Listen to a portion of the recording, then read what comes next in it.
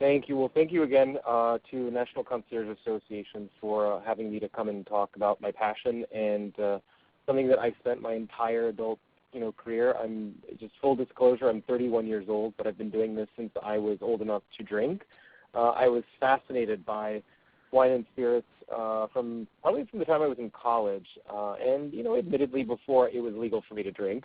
But I really found the different cultures, languages, various expressions, how one thing can be something in one place, but then if you cross the globe in the exact same grape or the exact same style of distillation could be completely different, almost unrecognizable from maybe the primary way that we identified it before. So we'll go over things like the importance of place, important distinctions to make as a concierge, and your job is very much in the way that I see it, if I may, about not only being there for people when they need you, but it's all about presentation. And presentation is extremely, extremely important in that, as you'll see from what we learn in wine and spirits here, packaging plays an important role. And how you package yourself and your company, whichever concierge that you may work for, and how you interact with your customers, the more value added that you can bring to the table, in the same way that a bottle of wine, a beautiful label versus a not so beautiful label, will affect price and will affect rate of selling. It will also help you sell yourself. And I think that's really, really important, especially with the association. They have done an excellent job of providing these edifying courses and sessions, webinars, to help you do that. And I think this is probably going to encapsulate in many aspects a very real application of exactly the same thing, but to beverages. So having said that, the title of our webinar is Popping the Cork on Wine and Spirits, everything you've always wanted to know about alcohol but we're too afraid to ask. And it really is. I mean, for me, I encounter people on a daily basis in the hundreds. I mean, we do an incredible amount of volume for a little store here. And I hear the gamut of questions. Everything from the most basic, is Chardonnay a red wine, which, of course, Chardonnay is not a red wine. And hopefully by the end of this seminar, you'll definitely be able to make that distinction, but for nothing else. But then, of course, all the way up through, well, tell me, what's the bricks count on Moet Chandon versus Veuve Clicquot versus, and other people would look at me, cross-eyed, wanting to know, well, what does that mean? And you'll learn all of those things and be able to make those same distinctions and tell your own clients, yeah, you know what, I know what a bricks count is, and I know why this champagne is better than this, and I know why you prefer one thing over the other, and based on those preferences, I can help you find something else that you've never discovered before. And I think that's the most important thing to take away from today's webinar, is getting the right tool. So I'm going to give you the basic information required to be able to make informed decisions and be able to find and think very much for yourself in a realm which it appears very complicated at first, but once you get the basic principles that we're going to go over today, you'll be able to walk into any wine shop or in any restaurant and feel like, I don't know everything, but what I do know, it's enough to make me feel comfortable and have an air of confidence. Because, again, more than anything, as a concierge, it's so important that whatever you present to your customer is something that they're going to feel comfortable with. You're pitching a sale, whether it's helping get their dry cleaning or whether it's picking up a bottle of wine, whatever it is, they want to feel like you're the person to do it. So this particular picture, by the way, all of the pictures I've chosen for background, they all tell a story, and it's something that will give you kind of insider information. So everyone looks at this first picture. This is Trioni Winery, by the way. And Trioni Winery is based in Alexander Valley in California. They've also got a few properties in Sonoma, and that is near Napa Valley. The most expensive and prime real estate for growing wine in the United States. It's about $1 million an acre to grow wine in Napa Valley, and there's almost none left. At least the premium plots, they're all taken up by the names that you've heard of, everything from Opus One to Silver Oak, Camus, and some of the larger properties like that. And then there are lots and lots of other properties that are smaller that, in my opinion, are just as good, like the property that you see in front of us, Trioni, which you've probably never heard of, and it is by far in my opinion, one of the best values under $50. All of their wines are under $50 with one exception, and that's their Syrah. But the packaging itself, I think, is also one of the most beautiful pieces of packaging. This photo doesn't quite do it justice. The labeling is actually supposed to be, it's a banknote. The original Trioni that began Trioni Winery, the great-grandfather of the current owner, he was in banking, and he was tired of being in banking. He wanted to get out of that, out into the dirt, and there was a sort of gold rush of sorts with wine that had started to take over California, particularly as imports had become more expensive, France and abroad. So he started growing his own. He had his own property and began growing Pinot Noir, Syrah, Zinfandel, Cabernet, all of the varietals, long before anybody would grow most of them. Because for the most part, people back in, let's say it was at the late 1800s, I think like 1870 or so, everyone was only growing Cabernet. In the United States, over the last 150 years or so, has seen a great expansion. We grow Malbec, we grow Petit Verdot, we grow Grenache, we grow all of the varietals that were owned by Bordeaux for the longest time, and the growers of Napa Valley and Sonoma and Alexander Valley said we can do this just as well. Our soil is equally poor, and you're probably wondering, wait, why would you want poor soil? Well, we'll get to that, and that's a really important distinction. That's something not only that will help you sound great at a cocktail party, but when your customer is asking you, hey, why does this wine taste this way? And you can say, well, that's because the soil type is rich in limestone, has 3% parts chalk and 2% parts schist rock, and there's a bit of slate in there, and that's why you get that fruit backward character and forward minerality with white stone fruits and beautiful aromatics of white flowers. And it's simply, you can determine based on can we go back to that? Thank you. Yeah, and you can determine, so like all you have to do is, okay, so you know what, I don't know this wine, but let me find out where it's from, and based on where it's from, I can say, okay, you know what, this is what I can expect, and these are the aromatics I can expect, so you're instantly a professional.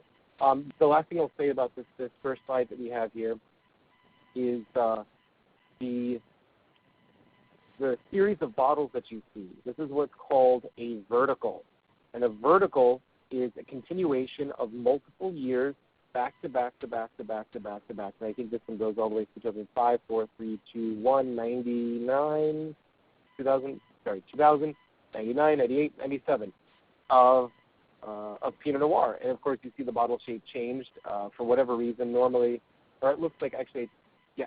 So the bottle shape changed from the 90s. A lot of growers have mimicked what they do in France, which is Pinot Noir comes in one standardized bottle. That's really important when you're in the grocery store. If you pay attention, and you'll notice that now that I've said it, if you didn't already know this, the bottle shape is based on what's in the bottle. So you have a Bordeaux shape, which has the high shoulder, the traditional bottle, which you can see 1, 2, 3 back from the first two Pinots. And that's the Bordeaux shape, and for whatever reason they decided to use that for Pinot Noir. Some people were being a little bit rebellious. But that shape means it's Cabernet, or it's a Cabernet-based wine, or it's Merlot. So right away you're like, okay, so this is the shape, and the same thing with Pinot Noir. If you see this first bottle, this is what we call a Burgundy shape. And all of the bottles that contain Pinot Noir come in the Burgundy-shaped bottle. And the same thing with Sauvignon Blanc and Chardonnay, and we'll get to all of those. But without further ado, let's dive into our next slide, and actually my favorite subject, champagne. And I titled this slide, The Bougie Babe That Is Champagne. Champagne is definitely not cheap. There is no question. It is grown in a very difficult growing area. If you look, this is a map of France on the right, and you can see the various states in France. And in the northeastern corner there, almost to the complete extreme north, you see Champagne. The equatorial limitation, that is the lines at which grapes can and cannot grow for north and south on the globe, extend just above Champagne. So this is in the furthest extremity in the north that you can possibly reach. That means it is a very difficult growing season. Which means it's limited, and there's a limited amount of sunshine, which means it's very difficult for the fruit to mature. So the vines and the fruit really have to struggle hard to be able to produce fruit to produce the amount of sugar and acids and everything required to make a balanced wine. So champagne already off the bat, before anything else has been done, just by the fact of where it comes from, it is going to be expensive. The average growing season, by comparison, a lot of the Cabernet that you drink or the Malbec that you might have this evening in South America, those people are rolling in growing season. They've got like 6 months where it's just complete sunshine. They don't get a lot of rain. They usually irrigate from bringing in from another water source, which is highly illegal in France. In addition to irrigation, a number of other items, which we won't go into today, are heavily regulated. So they're already, first thing, place, expensive, difficult growing season. Second thing, highly regulated. They can't bring in heat lamps, or they can't bring in their own irrigation. And in many places, they'll bring in heat lamps, because in South America, for instance, in Argentina, you can do whatever you want, barring shooting the winemaker. You can do anything to make good wine. And with champagne, so we've got our first two expenses. Our third expense, it's a collection of 3 different varietals, 3 different grapes. And you can see over here on the points that I have written down, these are the takeaways that I think are very important for knowing Champagne. It's a region, as I said, in the northeastern portion of France. It has the 3 grapes, Pinot Noir, Chardonnay, and Pinot Meunier. And then you're wondering, well, wait a second. Champagne is white. It's clear, or yellowish, or goldish, straw color. How is Pinot Noir in there? And Pinot Meunier, that sounds pretty red. How is it white? Pinot Noir, when you press those grapes, the juice comes out white. But how is that possible? A red grape producing white juice. Skin contact. All of that, the little bits and pieces that we can't necessarily see with the naked eye that go into the flesh of the grape, that is what turns red wine, or Pinot Noir rather, red. Cabernet, it's dark red. Merlot, very dark red. Syrah, Petit Verdot, Petit Syrah, all of these other grapes that are red. Pinot Noir is the unique beauty that comes out with white juice. If you leave the skin in contact with Pinot Noir and the juice, it will turn red. Now, many of you are familiar with rosé, and particularly this is one thing that is relevant to Champagne. How do you get rosé? You press the juice and leave the skin in contact for 4 days. If you want a red wine, 2 months, a month, you'll have red wine. Most people leave it in the skin contact for about 4 to 6 months or so. But Pinot Noir, to make a rosé, just a few days. And it's that bright, beautiful rose gold color that we all love from Provence and Bandol and some of the other more beautiful places in the Mediterranean. Pinot Noir, Chardonnay, and Pinot Meunier. Why would you blend them? The United States is the only place that still uses single varietal labeling. So we place, if you go to your local market, you'll see it's Cabernet, it's Syrah, it's Petit Verdot, it's Merlot, it's or Shiraz from California, from Australia, which, by the way, Syrah and Shiraz, they are the same exact thing. They're just called 2 different things. Not to be tangential, but there are a few points that will come up throughout the presentation that I think are really important for me to make distinctions and help you kind of understand, because they're little pieces of trivia that will really just say, what a relief. Finally, okay, now I know the difference. So I don't feel uncomfortable when I walk in the store and ask, do you have Shiraz, or is it Syrah, or is it, if you want it from the United States, say Syrah. If you want it from Australia, say Shiraz. But back to Pinot Noir, Chardonnay, and Pinot Meunier, they don't blend, or they don't label based on these grapes. It just says Champagne. You need to know what's in the bottle. You need to know the producer. You need to know what the producer was doing. And actually, a lot of times they won't even tell you, because it's a well-kept secret. For instance, some of the biggest houses in Champagne, Veuve Clicquot, with a Chandon, Taittinger, or Taittinger, Bollinger, they don't tell you the exact, what is known as the cepage, or the blend. And that's a really beautiful word to whip out to clients, at every opportunity, because first of all, I think it's just linguistically, it just rolls off the tongue in that beautiful French. But then cepage encompasses everything that goes into the Champagne, not just the grapes or the particular blend, but also the Brix count. So you remember earlier I had mentioned something about Brix count. Brix count is the level of sugar in a wine. Now, the level of sugar in a wine is often not regulated. And Brix is naturally it naturally occurs, or sugar naturally occurs when the grapes are pressed, and obviously because it is a fruit, it has sugar in it. And it's that sugar that the yeast, which is added, which is that sort of that magical quality that makes wine, is added to the juice, and then the yeast begins to eat all of that sugar up. It's a living organism, and then starts producing alcohol, and then starts producing bubbles. You could literally make any wine a sparkling wine if you wanted to, because that yeast, as it's eating all of that sugar, is producing all of those bubbles. And to keep that inside the bottle or into the wine, you either put a lid on the tank, like you would a lid on top of a pot, or as they do in champagne, you would put the yeast, leave the yeast rather, in the bottle. And that bottle, to our third big expense to champagne, after it's been blended from this difficult area with those three very expensive grapes, and by the way, those are very difficult to grow, particularly in that area more than anything. That bottle will sit on a rack for 18 months minimum. And that's a long time when you're looking at produce, and if you're a farmer. Imagine if a green bean farmer had to go out and farm his green beans and then hold them for 18 months for whatever reason. Say an arbitrary law was created. Green beans would become very expensive suddenly. It would all of a sudden be a luxury item. So by the mere fact of those three items, you've already got it's a luxury item.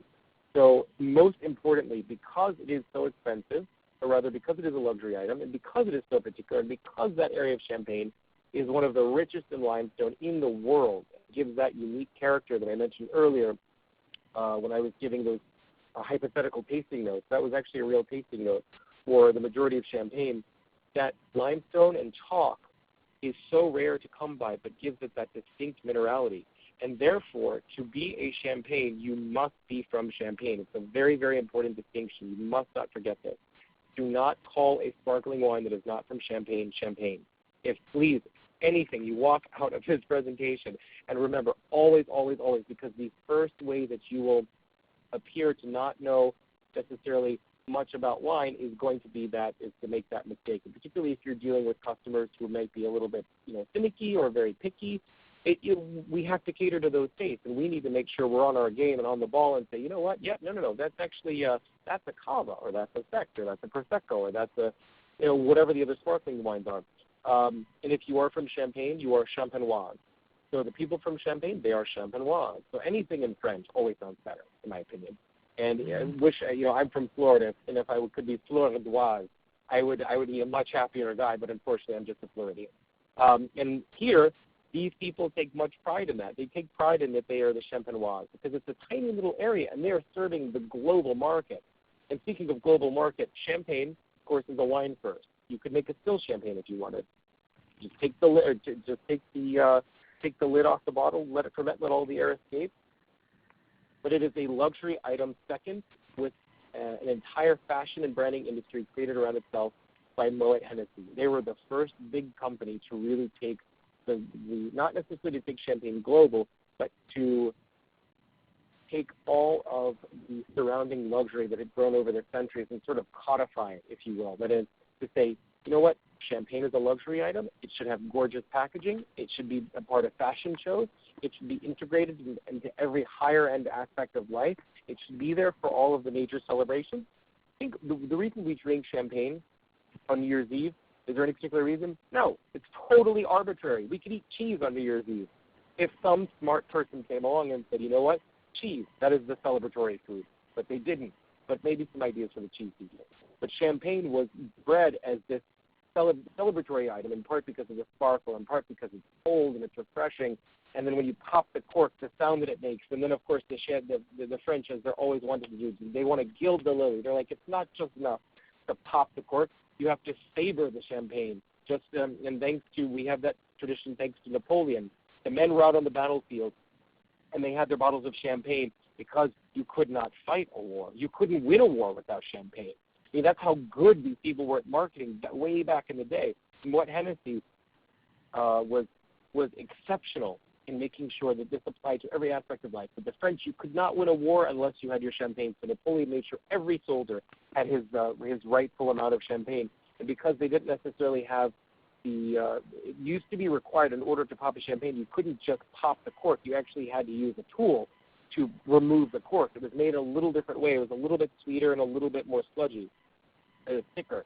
And they would just take their swords and lop the top of the cork off, and it would take half the glass with it. It would spray everywhere. So if you've ever seen a champagne sabering, it's quite remarkable. It's very fun, and you can do it with an ordinary kitchen knife.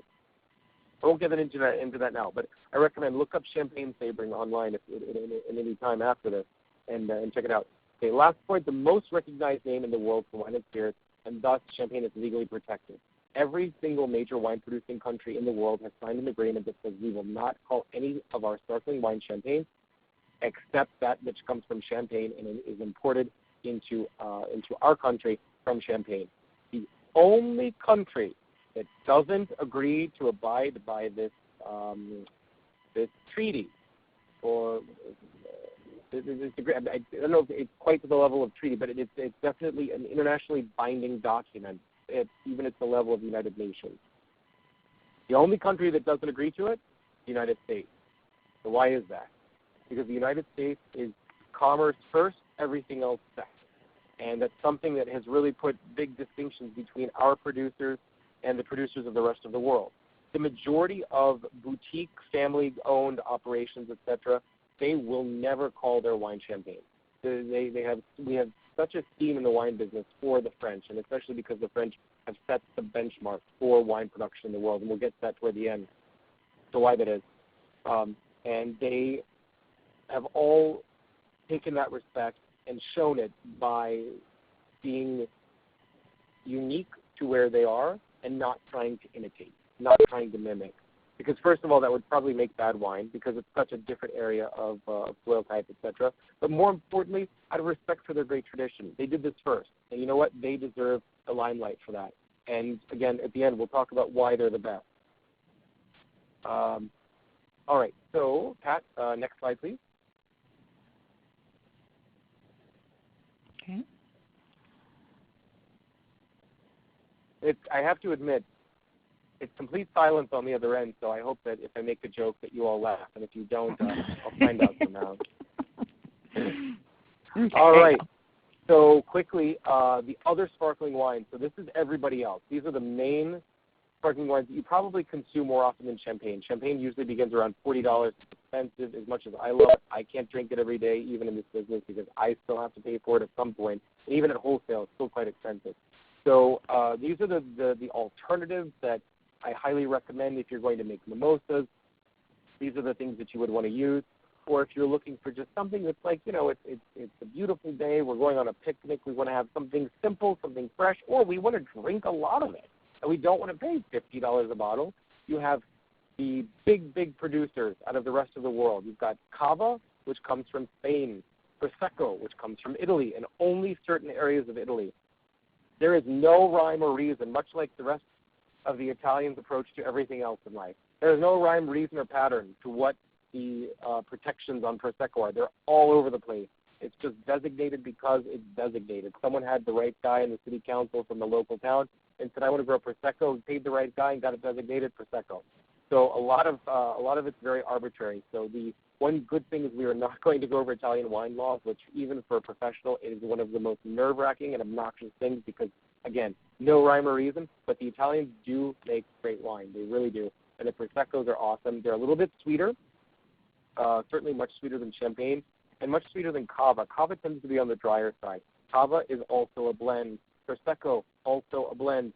Cremants are sparkling wines from anywhere else in France except Champagne. And then the Cremant will then take the second name of whatever region it comes from. So it could be Cremant de Bourgogne, Cremant d'Alsace, Cremant de Loire, and Loire Valley, Alsace, Cremant de Bourgogne for Burgundy. And these wines are made often in the exact same method as Champagne. It used to be, it was legally allowed to say méthode champenoise on a bottle, the Champagne method, which means it goes through the 18 months in the bottle on lees aging. It has all of the same restrictions on irrigation, sugar additions, the required barrel aging if they are doing any kind of minazim or all of these different restrictions. They no longer can do that. So you'll see on bottles, it'll say méthode traditionnelle, traditional method. This is the official reference to champagne. And you'll see a whole lot of wine out there labeled méthode traditionnelle for $15 and $20. But the thing that you'll come across every single time, even though they keep the exact same method as champagne, doesn't taste even close. And it's because that rich limestone, that uniqueness of climate is totally dependent on that to create that style. Or that style is dependent upon that collection of attributes. So my advice to you is when you're trying to find something that's in that style, stick to champagne. But if you want something a little sweeter, a little bit bigger, the rest of them tend to be bolder because they're further south where it's warmer. And if it's warmer, bigger fruit, more sugars, bigger wine. Thus, Ryan, I have one person that's asking Moscato, and then she just says question mark. Is that's a wine versus a champagne? So a Moscato is a sparkling wine, but it's not a champagne because Moscato is not from Champagne. Moscato is actually in Italy. It's a grape that grows in Italy, and it grows in certain areas and is dependent or is sweet, and they cannot, of course, call themselves again a champagne. Particularly the EU is the most strict followers of that champagne rule. But Moscato is just a sparkling wine made from a grape, and it just happens to be the style. There are Moscatos out there that are still wines that don't have any sparkle to them, but the majority of them are made in a sparkling style. So as you see here, Cava, Prosecco, Cremant, Sekt. Sekt is from Germany and Austria. This you don't see on the market too much. It's extremely cheap, actually, in Austria and Germany, and it's quite good usually. So I highly recommend if you ever see Sekt, try it. Absolutely try it. The Cremants from Burgundy, I think, are some of the best. The Cremants from the Loire Valley are also very good. And then Prosecco. Prosecco is Prosecco. I mean, it's just an everyday, easy, tangible on-hand drinker that's not going to cost you a lot to keep in the fridge. The same thing with the Cava.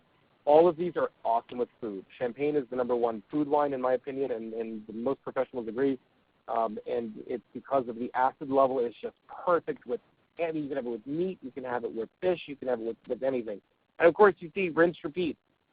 Why do I say that? Because you need to hammer into your mind. Cava, Spain. Prosecco, Italy. Cremant, France. Sekt, Germany, Austria.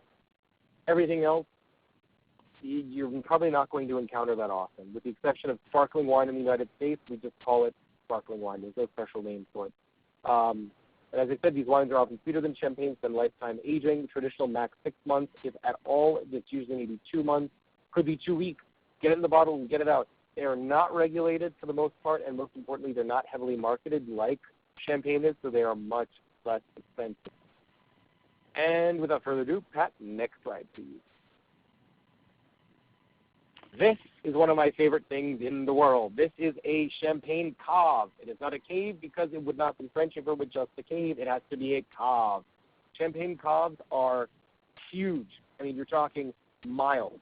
Some of these are miles long, and they go in these continuous patterns all underneath the actual champagne. If you look up that ceiling there, that's the actual rock where the vines are growing.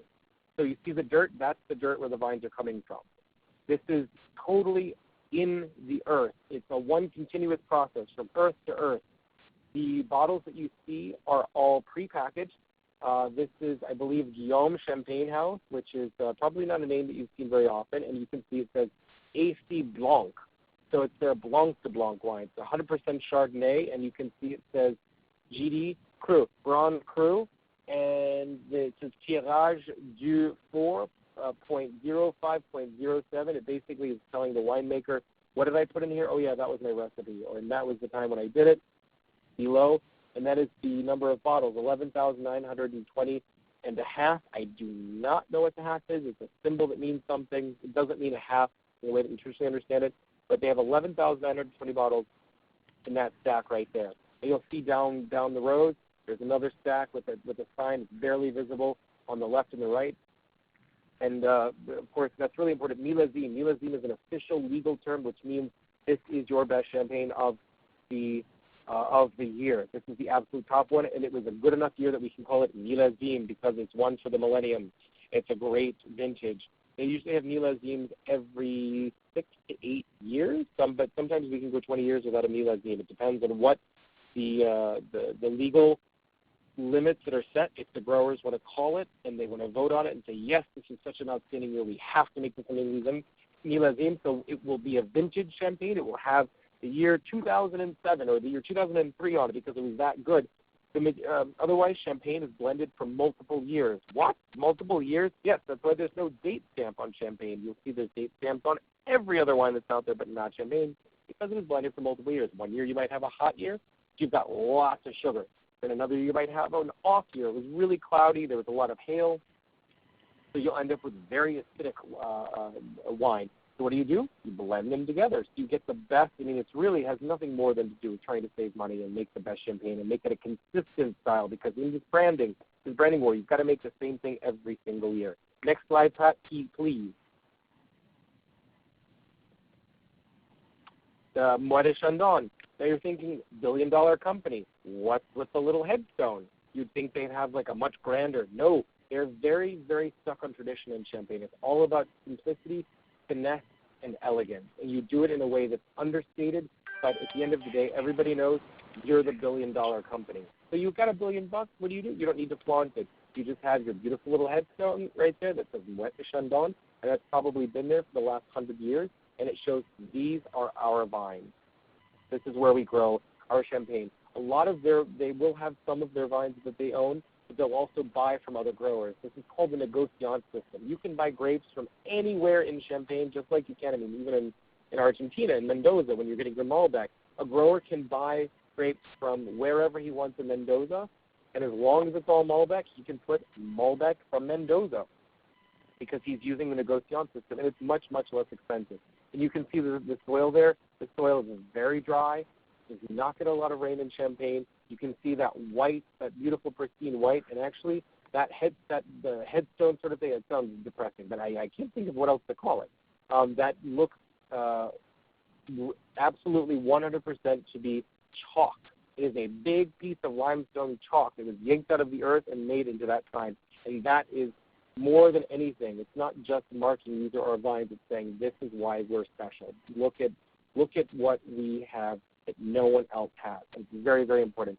So the other thing that you must take away, place is extremely important. It's just as important as producer, because place tells you everything. A Chardonnay from California and Napa Valley is not going to be the same as a Chardonnay from Burgundy. Completely different. In fact, sometimes unrecognizable to each other. At the next slide, please.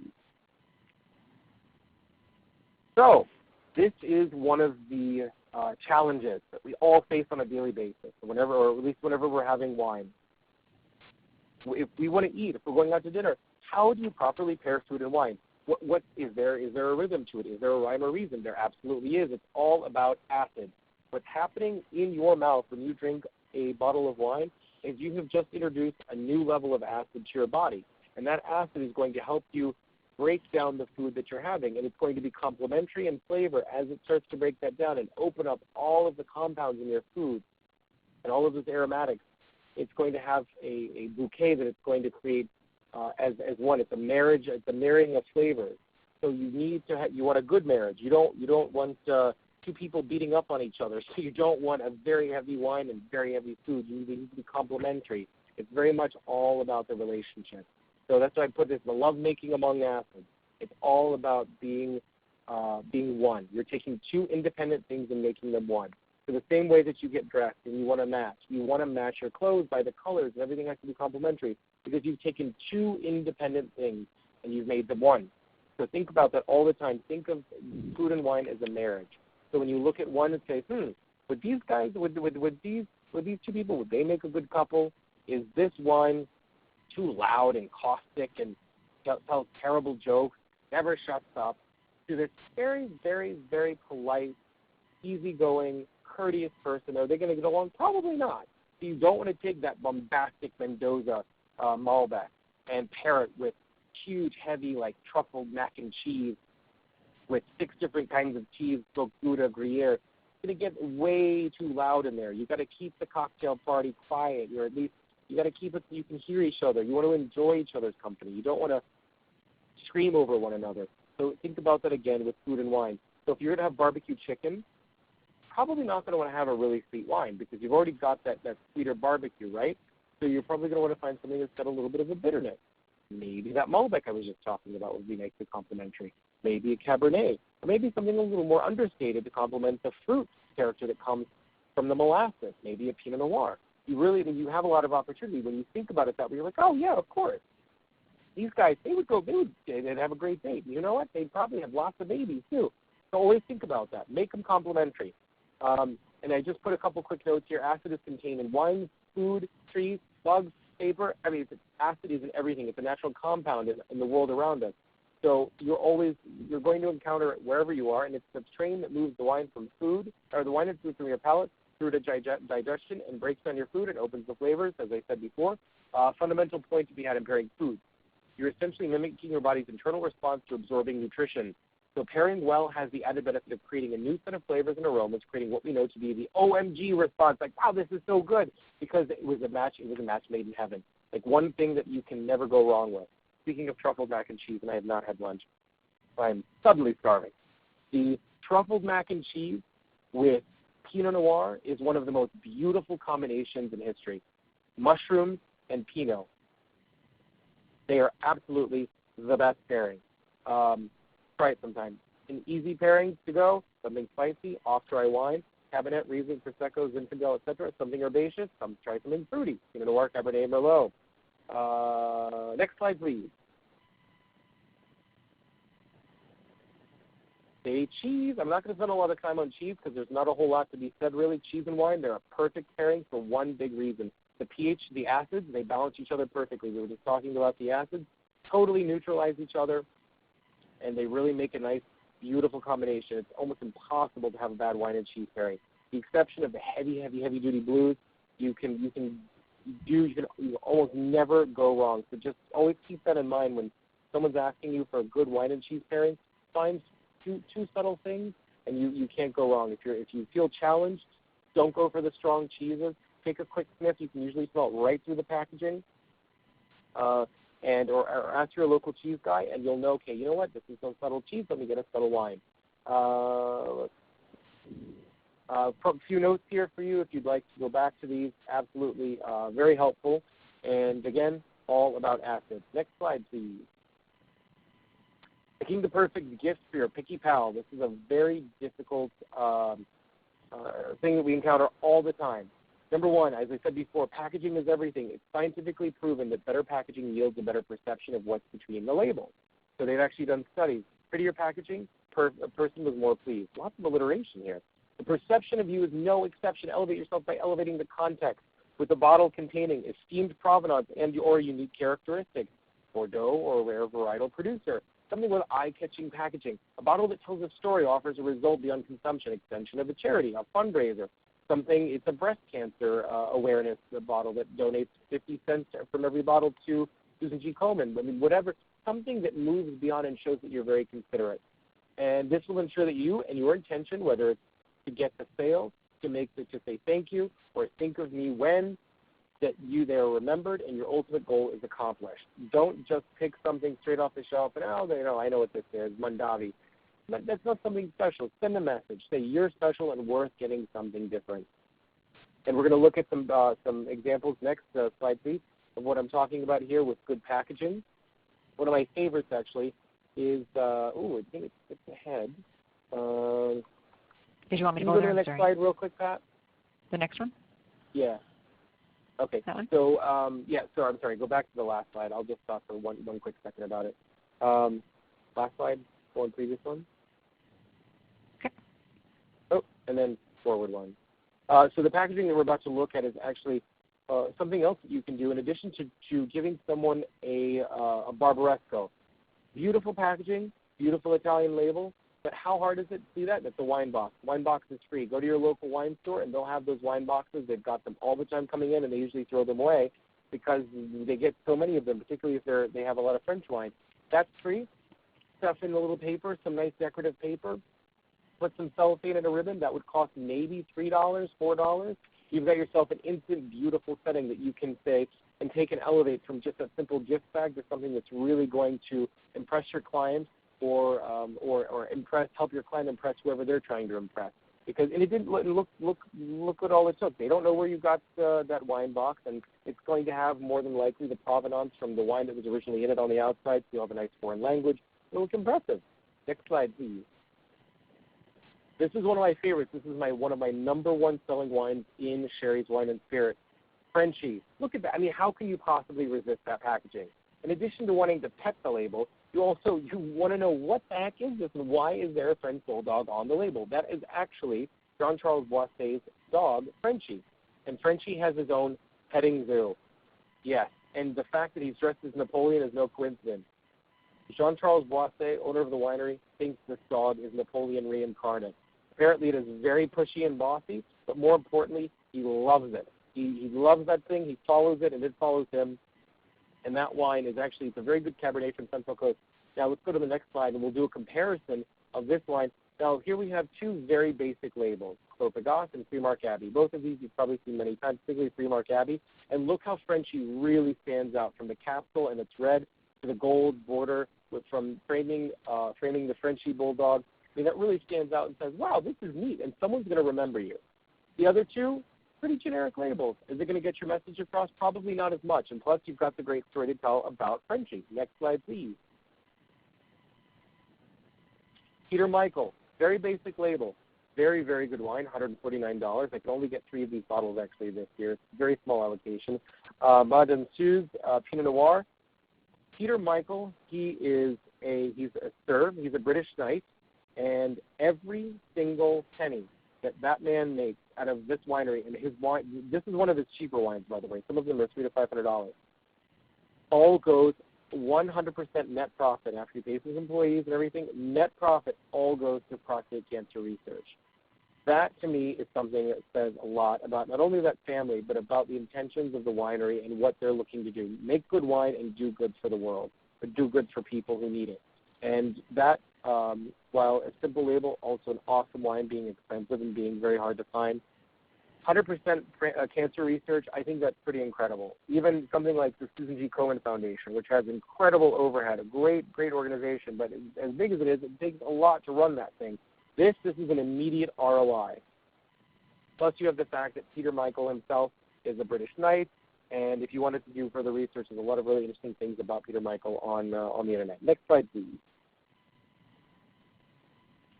2 examples of the one that you know, but what about the one that you don't know? And look how beautiful that label is. You've got Veuve Clicquot, Basic Brut, and then you've got Champagne Triard. This is from my shelf, as you can see right below there, Ryan's Notes, which I have around the store to help people who might be a little too shy to ask questions. I have all of the tasting notes that they would need right there. Champagne Triard, small producer, boutique. One to the right, 1 million bottles a year. Nothing special about that. Champagne to the left, only 10,000 bottles produced each year. Very small boutique grower, beautiful champagne, exact same blend as Veuve Clicquot. And how much would that say about the fact that you went and said, you know what, I could buy Veuve Clicquot, but I bought Champagne Triard for you instead, because you are worth something different, unique, and distinct. Beautiful packaging, so I love it as much as I love Veuve Clicquot, which is by far probably one of the best. But Champagne Triard, that's awesome. Next slide, please. Vive la France. The one thing you take away is that France, why is France so revered in the wine world? Just remember one word, benchmark. It is the absolute benchmark in the world for wine production. Next slide, please. They have done everything historically correct. I mean, it was just like one thing after another that was perfect. Everything was codified by this man, Louis XIV, the Sun King. Clearly a humble person, not at all. Showing right here, he has his leg out in the picture. Why does he have his leg out? Because stockings and bows were all the rage at the time. Who popularized them? The guy in the picture. You can see by his gloves, the lace that he's wearing right around his wrist, all of that, it's opulent. Lace was extraordinarily hard to come by back then. The ermine that came from the belly of a boar on only certain months of the year, that huge ermine cape with the black and white, that's something that is probably one of the most expensive things you could possibly get, because, first of all, you had to catch the damn boar, and then you had to get it at the right season and shave it so that you could be able to, shave it, to slaughter it and keep that coat in perfect condition without bloodletting. The same man that gave us all of this beautiful high fashion popularized champagne and did the exact same thing with champagne. He codified the first set of wine laws, which said that champagne must be produced in X, Y, and Z methods. It has to have this much aging. It has to come from this place. And same thing with cognac and all their other spirits, and said, by the way, we're going to tell the whole world ours is better than yours. And it was the first time competition really got fierce. He standardized all the labeling, the ingredients integrity, with the provenance. You had to know where it came from. And he marketed it heavily. He wanted all of the courts in the world, the other imperial courts, to drink it as well. Progressively, he flaunted French products as the best thing because of their origin versus what was fashionable, which was as long as you had sparkling wine, it didn't matter where it came from. The Spanish had theirs, and ours is the best. No. It matters where it comes from. And our soil is different. Our soil is better than yours.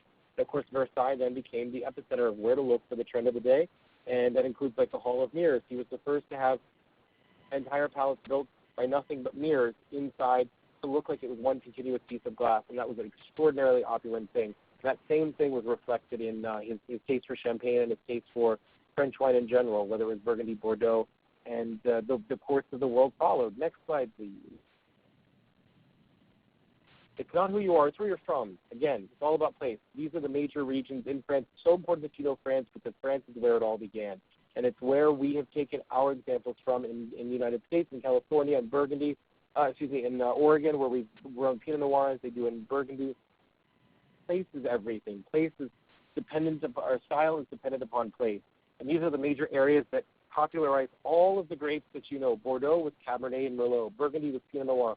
Loire with Sauvignon Blanc. Alsace was Gewürztraminer and Riesling. Champagne was Chardonnay, Pinot Meunier, and Pinot Noir. And Rhone was Grenache, Syrah, and Viognier. And that's why it's so important to know France. And I highly recommend that after this webinar, you go take it upon yourself to study more about France. I'm running a little behind, guys, but I'm trying to make sure I get in all of the information that you'll need to become the best concierge and the smartest concierge in the room, and the most delicious from all of your knowledge. The U.S. is the primary bottler of varietal-only wines, as I mentioned before, and I've repeated that on purpose because I want you to remember that. The U.S. we label by grape, everybody else labels by place. The trend is now changing and favoring both inclusions. It's because place is so important, but also now because the United States has taken over as the big producer of Cabernet and Merlot. Everybody's saying, well, we want to get in on that action too because Cabernet, you popularized it, now it's expensive. We'll do it too. So many times you'll see actually Cabernets on the label from the less expensive Bordeaux bottle. You actually can't do that legally from the mid-level grade up. It is illegal, and you will spend time in jail for it. Next slide, please. The French are very serious about that. The name we all know, Chateauneuf du Pape. What is this? This was where the Pope, when he was kicked out of Rome, went to Avignon in the Rhone Valley, which is in the southeast of France, and set up his growing wine to produce for himself, and discovered that the land was not only amazing, it was unbelievably amazing. And, of course, produced Chateauneuf du Pape. You've seen this all the time. That's the tiara that the Pope wore at the time. The two keys represent his power to bind and loose on earth in his temporal and divine authority, and theologically speaking, it's very significant. But more importantly, he's also imperial. He was, and Chateauneuf, of course, means the house of nine popes, Chateauneuf du Pape, the house of nine popes. 9 popes lived in Avignon and grew wine there, and it became world famous. And today, this is one of the highest selling price wines that's out there on the market, and probably something that would easily make a great gift because you look at the packaging and how can you resist? Next slide, please.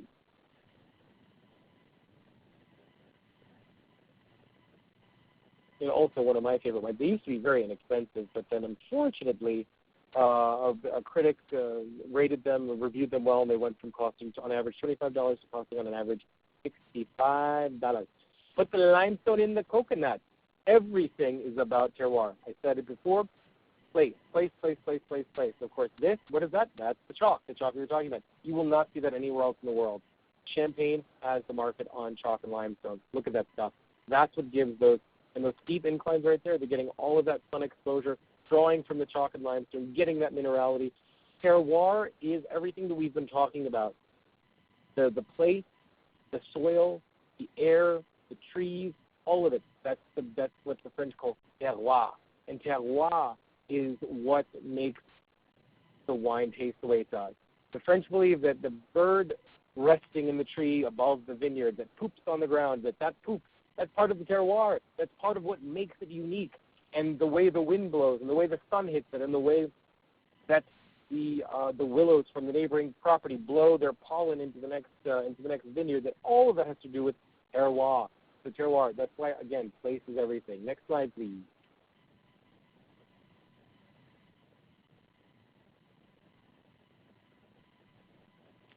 Come on.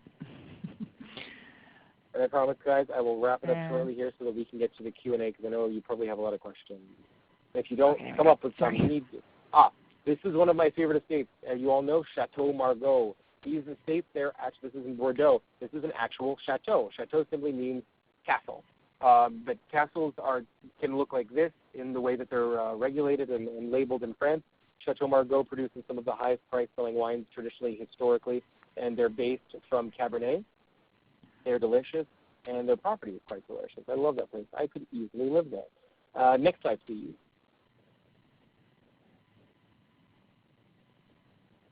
Petrus. Again, the theme keeps coming back, the pontifical theme.